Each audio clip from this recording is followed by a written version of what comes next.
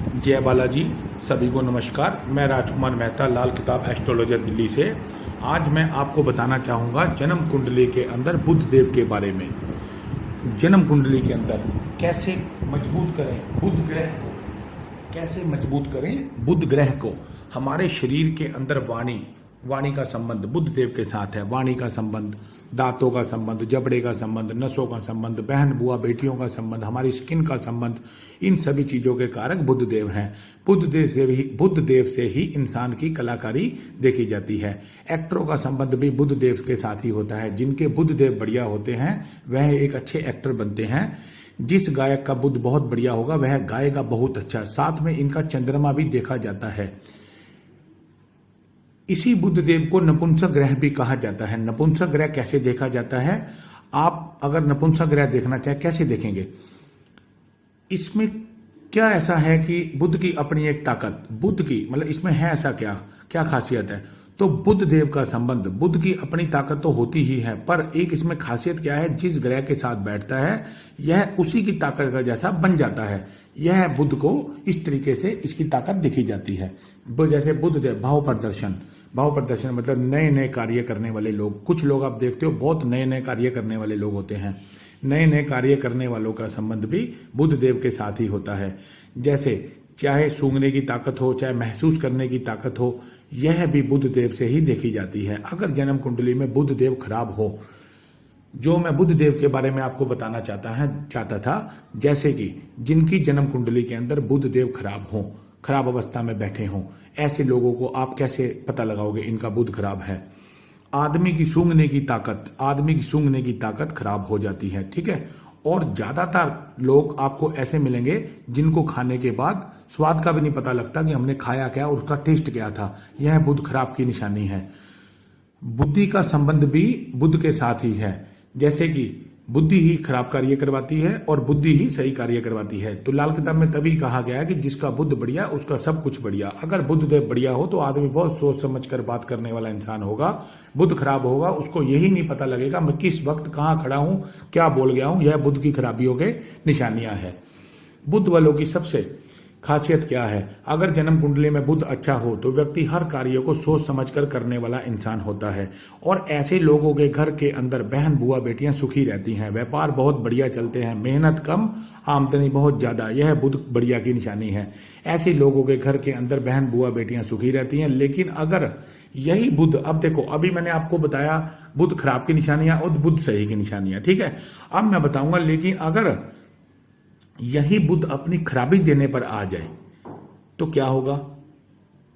वो इंसान व्यापार ढंग से कर ही नहीं पाएगा। बार बार कार्य बदलेगा, सिवाय घाटे के उसके पल्ले कुछ नहीं पड़ेगा। व्यापार बदल बदल कर करना, हर कार्य में घाटा खाना, सबसे रिलेशन खराब करना, बहन बुआ बेटियों के साथ रिलेशन खराब, दिमाग उसको यही नहीं पता लगेगा मैं बोल क्या रहा हूं, सोच क्या रहा हूं, चल कहाँ रहा हूं। बुध खराब की ये बहुत बड़ी निशानियां हैं खराब की। इन्हीं लोगों को स्किन के अंदर भी दिक्कत रहती है या इनके घर में किसी ना किसी को स्किन में दिक्कत रहती है। सूंघने से संबंधित दिक्कत आना, जैसे कि किसी जातक के बुध देव कुंडली में बहुत खराब अवस्था में हो, ऐसे जातक को सूंघने से संबंधित उसको यही नहीं पता लगता मेरे पास खुशबू है, बदबू है या क्या है, ये दिक्कत रहती है। पेट की नसों का संबंध भी बुध देव के साथ रहता है। अगर किसी का बुध खराब है तो उसको पेट के अंदर नसों से रिलेटेड कोई ना कोई दिक्कत जरूर रहेगी। नसों का फूलना, जैसे आप देखते हैं शरीर के अंदर एक छोटी छोटी गिल्टियां बन जाती हैं, नसों के अंदर ब्लड जाम हो जाता है तो वो गिल्टियां बन जाती हैं। तो वो गिल्टियों का रूप क्या है कि मंगल के साथ जब बुध मिल जाता है जन्म कुंडली में, जैसे कि कहते हैं मंगल उम्दा, सब कुछ उम्दा, धन दौलत परिवार सबका सब रद्दी होगा मंगल से मिले जब बुध। मंगल का संबंध, मंगल ब्लड है, नसें बुध की हैं। तो जब इनका भी मिलन होता है तो यहां पर भी मंगल और बुध दोनों खराब हो जाते हैं, जिसको मंगल बद कहा जाता है। तो अभी हम वापिस उसी जगह आते हैं, बुध के ऊपर चर्चा चल रही है। इसलिए कहते हैं कि बुध को कहते हैं कि बिन पेंदे का लोटा, यानी चले तो सब कुछ बढ़िया और पर अगर खराबी पर आ जाए तो एक ही रात में सब कुछ पलट के रख देता है। यह बुध का जन्म कुंडली के अंदर भेद निकालना भी बहुत जरूरी है कि वो किस ग्रह का फल दे रहा है। कुछ ज्योतिषी क्या करते हैं, मतलब जन्म कुंडली में बुध देखेंगे 5वें घर में बैठा है, तांबे का सिक्का डाल लो। बुध 8वें बैठा है, ये उपाय। वो ये नहीं देखते कि वह बुध किस ग्रह का फल दे रहा है, बुध की ताकत क्या है, ताकत कौन सा ग्रह है।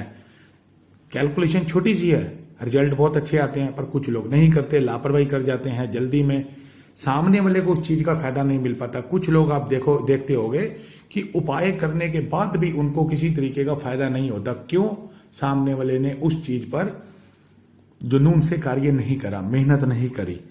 इसीलिए बुध से लोगों को आपने देखा होगा, बहुत से लोगों को आपने देखा होगा कि सारे सुख उनके पास होते हैं, पर एक ही रात के अंदर बुध अगर खराब हो तो एक ही रात में वही सुख दुखों के अंदर कन्वर्ट करके रख देता है बुध। तो जिन जातकों को अगर ऐसे खराब हालात में दिखें कि कारोबार का ना चलना, बहन बुआ बेटियों का दुखी होना, बार बार कार्य बदलना, किसी कार्य के अंदर सक्सेस ना हो पाना, तो ऐसे जातकों को सबसे पहले 96 दिन तक लगातार अपने नाक में चांदी की तार डालनी चाहिए, नाक छेदन जिसे बोलते हैं। अगर 96 दिन नहीं कर सकते तो 96 घंटे के लिए नाक छेदन करें। दूसरा उपाय, वह जातक 8 तोते लेकर उनको आजाद करवाएं। 8 तोते किसी पिंजरे में लेके आए दुकानदार से और उसको किसी खुली जगह में, खुले आकाश में आजाद कर दें। एक बार जिंदगी में ये उपाय करना है, इससे भी रिजल्ट उसको बहुत बढ़िया आएगा।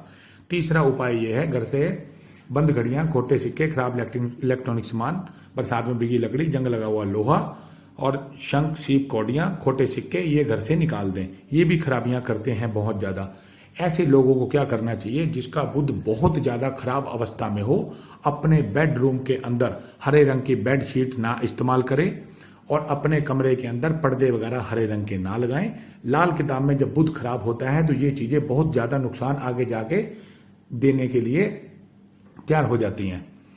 और सबसे एक बढ़िया और उपाय साथ में दे रहा हूं, 43 दिन लगातार रात को हरी मूंग अपने सिरहाने के नीचे पानी में भिगोनी है और अगले दिन सुबह वो पक्षियों को डालनी है। अपने छत पर नहीं डालनी, किसी पार्क या खुले मैदान में जहां पक्षी दिखें वहां डालें। 43 दिन लगातार रात को हरी साबुत मूंग भिगो के रखनी है और अगले दिन पक्षियों को डालनी है।